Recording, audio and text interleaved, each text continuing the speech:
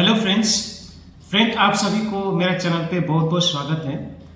तो फ्रेंड आज हम बात करेंगे कोई भी व्यक्ति अगर आयरन की टैबलेट खा रहे हो या फिर सिरप खा रहे हो तो ये खाते समय आपको क्या क्या ध्यान में रखना चाहिए उसके बारे में बात करेंगे। और फ्रेंड वीडियो आगे बढ़ाने से पहले मैं आपसे रिक्वेस्ट करता हूँ कृपया चैनल को सब्सक्राइब करें और बेल आइकन को जरूर दबाइए। और फ्रेंड वीडियो आगे बढ़ाने से पहले मैं आपको एनीमिया क्या होता है उसके बारे में संक्षेप में बताऊंगा, क्योंकि जो आयरन की टैबलेट हो या फिर आयरन की सिरप हो ये उन व्यक्तियों को दिया जाता है जो एनीमिया की बीमारी से पीड़ित है। देखिए एनीमिया कई प्रकार के होते हैं, लेकिन आम भाषा में अगर हम बोले तो एनीमिया होता है कि खून की कमी को हम लोग एनीमिया बोलते हैं। अब देखिए इसका कई प्रकार होते हैं, लेकिन आयरन डेफिशिएंसी एनीमिया ये आम होता है, यानी कि ज्यादातर एनीमिया के जो केसेस होते हैं मरीज होते हैं इसमें इस प्रकार की एनीमिया यानी कि आयरन डेफिशिएंसी एनीमिया ज्यादा देखा जाता है। अब देखिए आयरन डेफिशिएंसी एनीमिया में आपका शरीर में होता क्या है। देखिए जो खून होता है उसके अंदर रेड ब्लड सेल्स होते हैं यानी कि कोशिकाएं और हेमोग्लोबिन। अब देखिए आयरन जो होता है रेड ब्लड सेल्स और हेमोग्लोबिन बनने में आयरन की अहम भूमिका होता है। तो एनीमिया में अगर आपका शरीर में आयरन कम पहुंच रहा है या फिर आपका शरीर में आयरन की कमी हो या फिर आपका शरीर से आयरन निकल रहा हो तो रेड ब्लड सेल्स और हेमोग्लोबिन की मात्रा कम हो जाता है। रेड ब्लड सेल्स और हेमोग्लोबिन क्या करता है कि आपका फेफड़ा से ऑक्सीजन को ये उठाता है, ऑक्सीजन लेके फिर आपका सारा शरीर में वितरण कर देता है। तो ऑक्सीजन यानी कि रेड ब्लड सेल्स की कमी और हेमोग्लोबिन की कमी से आपका शरीर में पर्याप्त मात्रा में ऑक्सीजन का पूर्ति नहीं हो पाता है। अब देखिए इसका बहुत सारा कारण होता है और जो अहम कारणों में से यानी कि ज्यादा जो आम कारण होता है कॉमन रीजंस होते हैं उसके बारे में मैं आपको बताता हूं।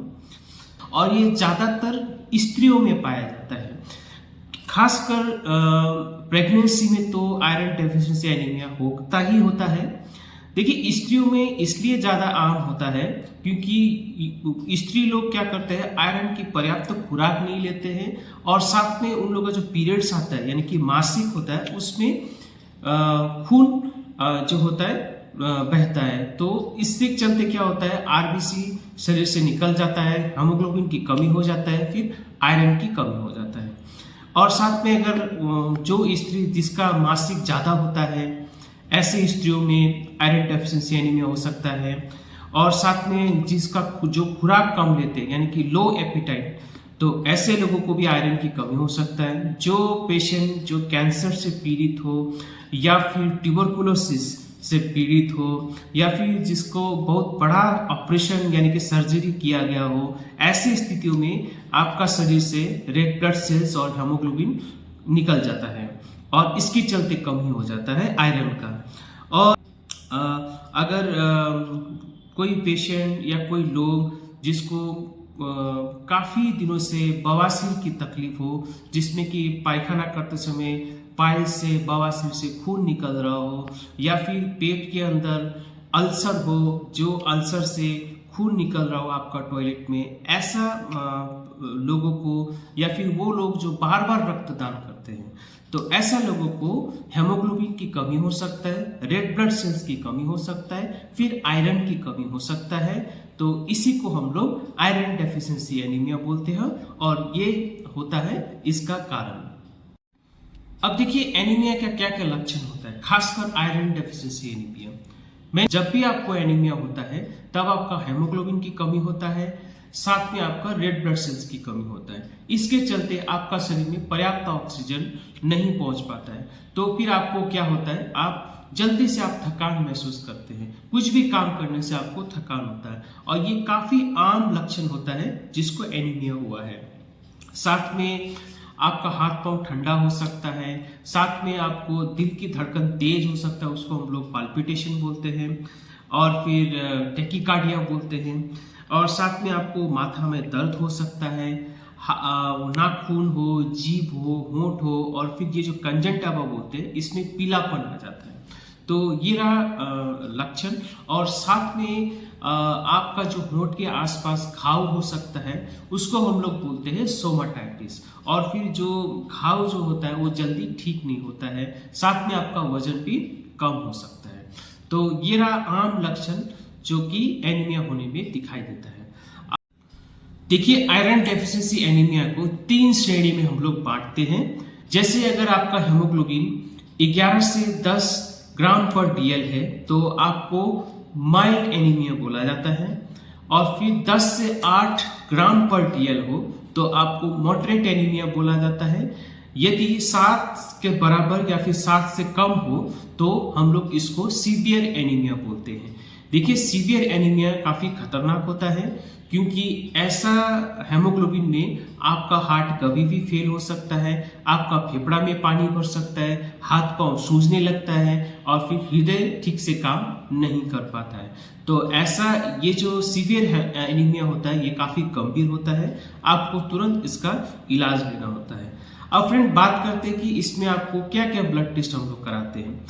सबसे पहले तो आपको हेमोग्लोबिन हम लोग जांचते हैं, ताकि हम लोग को ये पता कर सके कि आप कौन सा श्रेणी में आपको कौन सा श्रेणी का आपको एनीमिया हुआ है, जैसे माइल्ड है, मॉडरेट है, सीवियर है।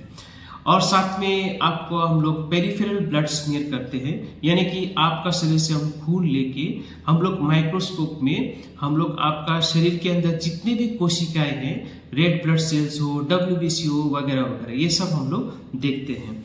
और साथ में रेटिकुलोसाइट्स काउंट हम लोग करते हैं। फिर इलेक्ट्रोफोरेसिस नामक एक निदान होता है, वो भी हम लोग करते हैं। फिर बोन मैरो एग्जामिनेशन भी कभी कभी जरूरत पड़ सकता है। फिर सीरम आयरन, सीरम फेरिटीन, और साथ में टोटल आयरन बाइंडिंग कॉम्प्लेक्स, ये सारे चीज हम लोग करते हैं अगर आपको एनीमिया हुआ है तो। साथ में हम लोग आपका जो मल का भी हम लोग जांच करते हैं, क्योंकि कभी कभी मल में अगर कुछ पैरासाइट्स हो या फिर पेट के अंदर कीड़ा हो तो इसका भी जांच करना जरूरी होता है। अब फ्रेंड, हम बात करते हैं, जब भी आप आयरन का टैबलेट लेते हैं या फिर सिरप लेते हैं तो आपको क्या क्या ध्यान में रखना होता है, क्योंकि अगर आप ध्यान नहीं देंगे तो हो सकता है आप दवाई आपका शरीर पे काम ना करे, या फिर आपका शरीर को पर्याप्त आयरन ना मिले आपको ठीक होने के लिए। देखिए, सबसे पहले तो जो मार्केट में हम लोग अवेलेबल है, या ज्यादातर हम लोग एनीमिया के मरीज में दिया जाने वाला जो टैबलेट्स होता है, जैसे लुपिहिम हो गया, ऑट्रिन प्लस हो गया, फिरोनिया एक्सटी हो गया, फेरस सल्फेट हो गया, डेक्सोरेंस प्लस हो गया, ये वगैरह वगैरह। तो देखिए, जब भी आप आयरन की गोली या फिर सिरप खाते हैं तो आपको खाली पेट खाना होता है, या फिर खाना खाने के 2 घंटा बाद। और फिर कृपया ये ध्यान रहे कि जब भी आप दवाई खाते हैं तो आपको इसके साथ कैल्शियम का टैबलेट नहीं लेना है, मिल्क यानी दूध का सेवन नहीं करना है, या फिर कोई भी एंटासिड हो उसका सेवन नहीं करना है। एंटासिड में जैसे जेलोसेल हो गया, डाइजिन हो गया, या फिर म्यूकेन जेल्स हो गया, वगैरह वगैरह। तो ये सारा चीज आपको नहीं लेना है। और फ्रेंड, ये एनीमिया का जो खासकर आयरन डेफिशिएंसी एनीमिया, इसका इलाज शुरू करने से पहले आपको डिवॉर्मिंग करना बहुत जरूरी होता है।